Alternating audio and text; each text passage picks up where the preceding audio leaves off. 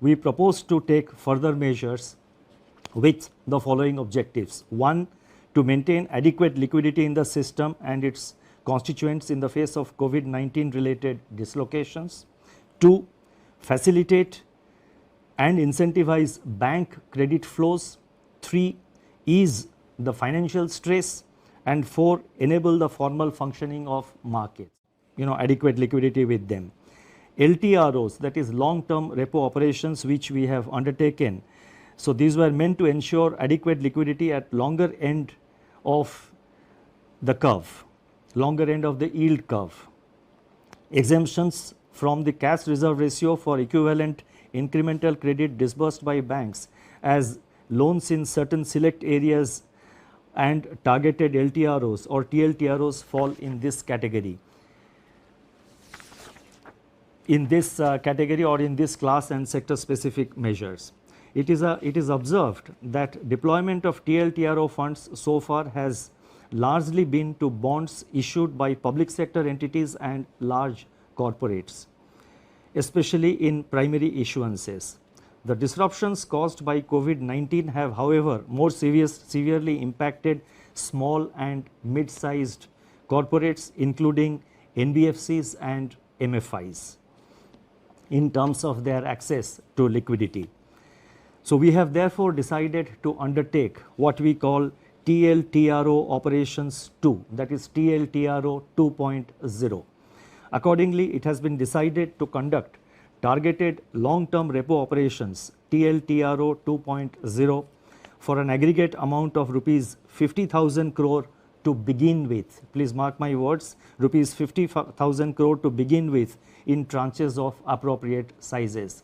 Based on our assessment of the evolving situation and based on the pattern of utilization of this 50,000 crore by the market and in the market, it is always open for RBI to step up this amount beyond 50,000 crores as per requirement or as may be necessary to see that various segments of the market, various segments of the MFIs, the NBFCs and other institutions in terms of liquidity, they remain well lubricated. The funds availed by the banks under TLTRO 2.0 should be invested in investment grade bonds, commercial paper and non-convertible debentures of NBFCs with at least 50% of the total amount availed going to small and mid-sized NBFCs and MFIs. So therefore, the emphasis will be to see that there is adequate flow to the mid-size and the small NBFCs as well as to the MFIs. The guidelines in this regard will spell out the relevant details. These investments have to be made within 1 month of the availment of liquidity from RBI, as in the case of the earlier TLTRO auctions which have been conducted so far. Investments made by banks under this facility will be classified as held to maturity HTM even in excess of 25% of total investment permitted to be included in HTM portfolio. Exposures under this facility are also not to be reckoned under the large exposure framework, and the notification for TLTRO 2.0 auction will be issued today. The next announcement relates to refinancing facilities for all India financial institutions like NABARD, SIDBI and the National Housing Bank. All India financial institutions such as NABARD, SIDBI and National Housing Bank play an important role in meeting the long-term funding requirements of agriculture and the rural sector, small industries, housing finance companies, MFIs and NBFCs. These all India financial institutions normally raise resources from the market through specified instruments which are allowed by the Reserve Bank of India, in addition to, of course, relying on their own resources.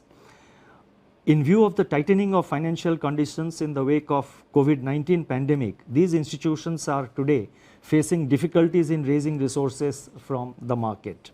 Accordingly, it has been decided to provide special refinance facilities for a total amount of rupees 50,000 crores to NABARD, SIDBI and NHB to enable them to meet sectoral credit needs. This will comprise of rupees 25,000 crore to NABARD for refinancing regional rural banks, that is RRBs and cooperative banks and microfinancial institutions.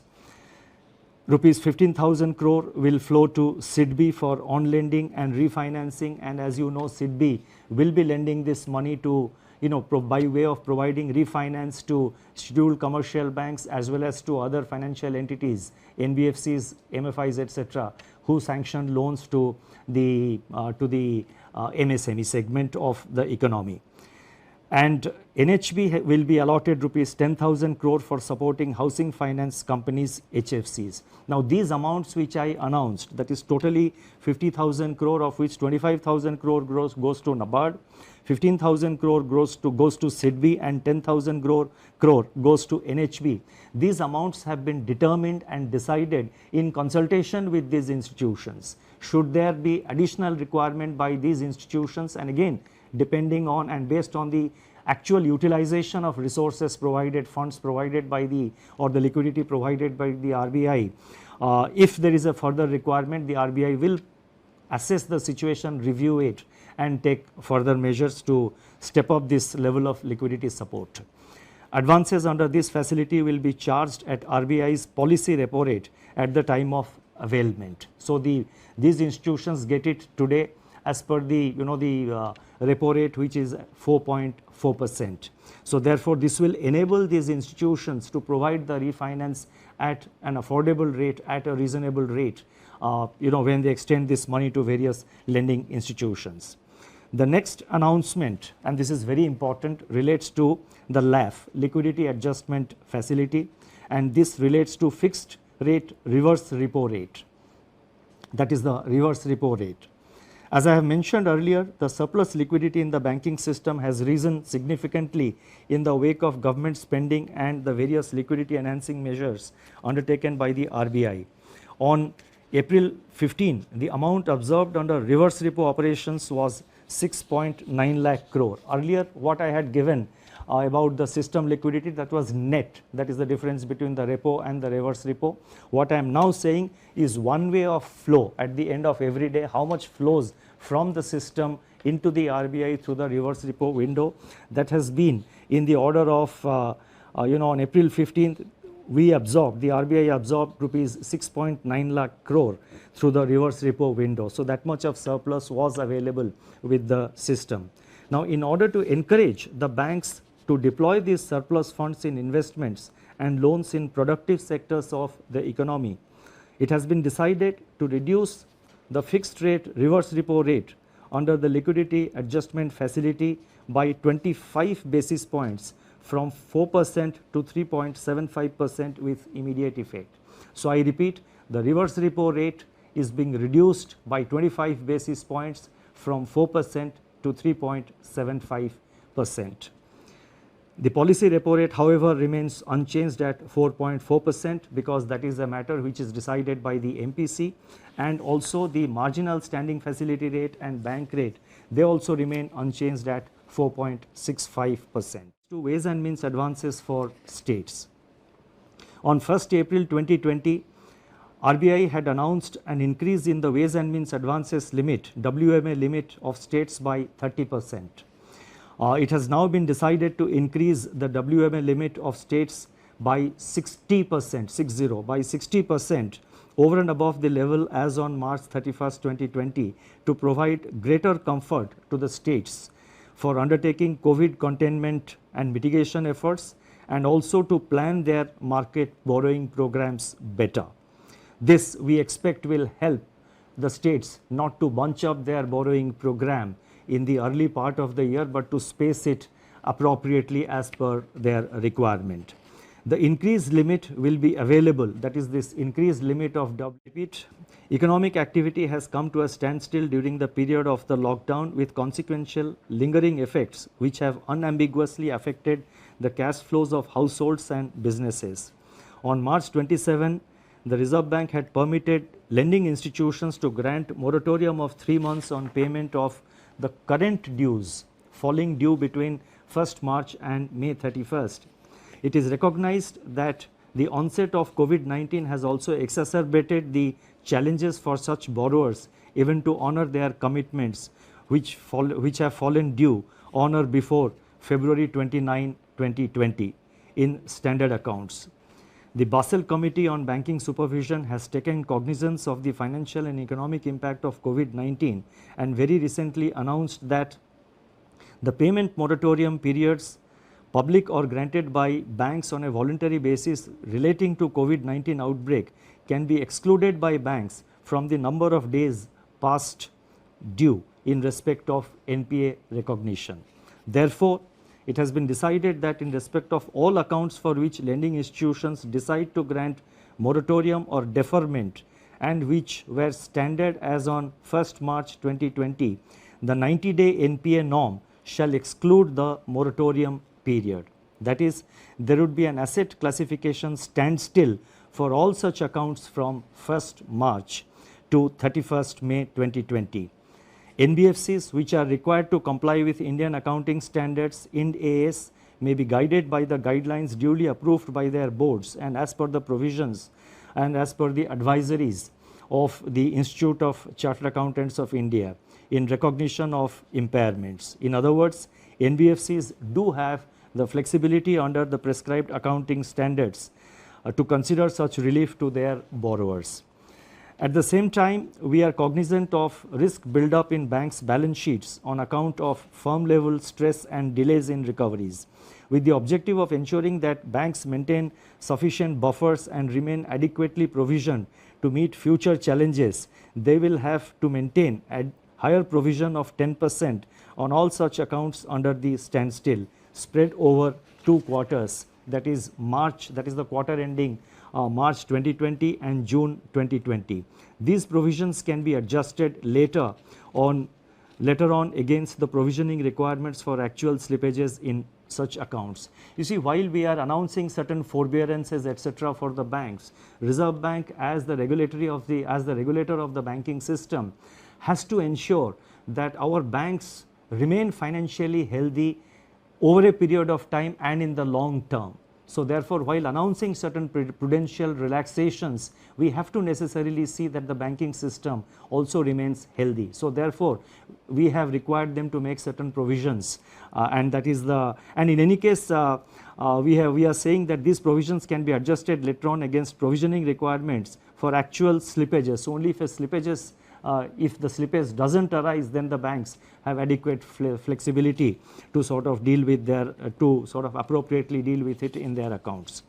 The next announcement relates to extension of resolution timeline. Under RBI's prudential framework of resolution of stressed assets dated June 7, 2019, in the case of large accounts under default, scheduled commercial banks, all India financial institutions, NBFCs which are non-deposit taking but systemically important, and deposit taking NBFCs are currently required to hold an additional provision of 20% if a resolution plan has not been completed within 210 days from the date of such default.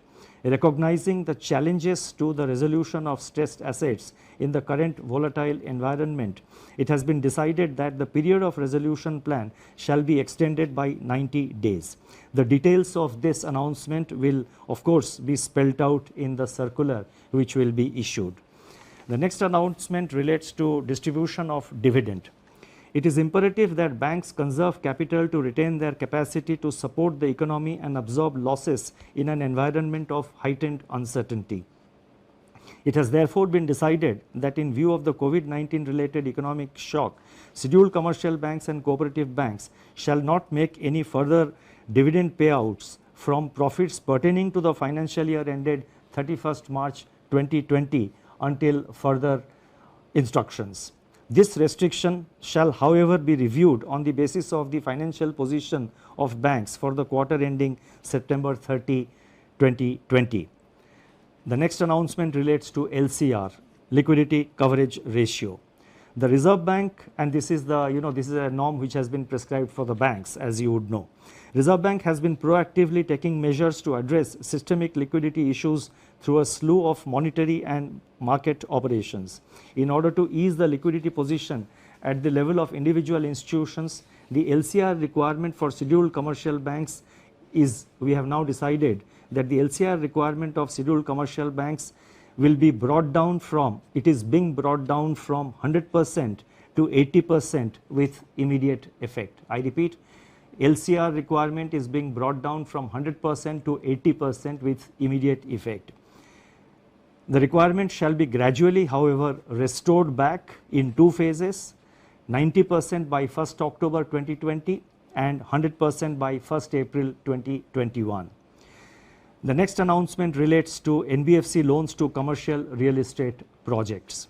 In terms of extant guidelines for banks, the date for commencement of commercial operations DCCO in respect of loans to commercial real estate projects delayed for reasons beyond the control of promoters can be extended by additional 1 year over and above the 1 year extension permitted in the normal course without treating the same as restructuring.